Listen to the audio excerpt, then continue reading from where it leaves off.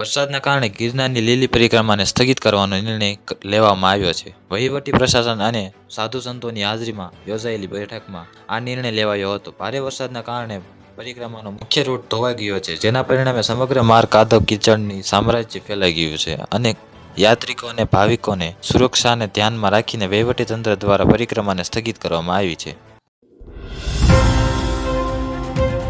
રાજ્યમાં હજુ આગામી 7 દિવસ સુધી કમોસમી વરસાદની શક્યતા છે. હવામાન વિભાગે પણ આગામી 7 દિવસ સુધી વરસાદની આગાહી કરી છે. હવામાન નિષ્ણાત અંબાલાલ પટેલ અનુસાર અરબી સમુદ્રમાં સર્જાયેલું ડિપ્રેશન ગુજરાત તરફ આવવાને કારણે વરસાદનું જોર વધશે. ખાસ કરીને સૌરાષ્ટ્ર, ઉત્તર ગુજરાત અને દક્ષિણ ગુજરાતના વિસ્તારોમાં ભારે વરસાદ વરસી શકે છે. અરબી સમુદ્રમાં સર્જાયેલા ડિપ્રેશનના કારણે ગુજરાતના અલગ અલગ વિસ્તારોમાં હજુ પણ રોજ થોડો ઘણો વરસાદ પડી રહ્યો છે.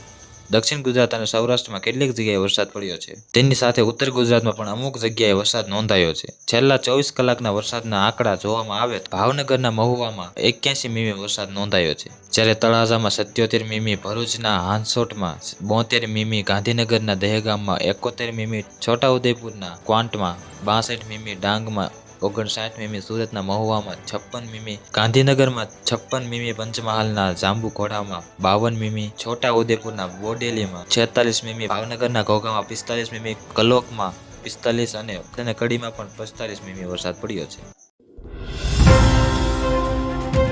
શહેરના મહત્વાકાંક્ષી મેટ્રો પ્રોજેક્ટની કામગીરી દરમિયાન મોટી દુર્ઘટના સર્જાઈ છે. સુરતમાં કાદરસાની નાળ વિસ્તાર પાસે મેટ્રોના પિલરનું કામ ચાલી રહ્યું હતું. તે દરમિયાન અચાનક ઉપરથી લોખંડના સળિયા નીચે પડ્યા હતા. આ દુર્ઘટનામાં 2 વ્યક્તિઓ ગંભીર રીતે ઘાયલ થયા હતા. ઘાયલોમાંના એક વ્યક્તિની ઓળખ નિલેશભાઈ મનસુખભાઈ બોરસલીવાળા તરીકે થઈ છે.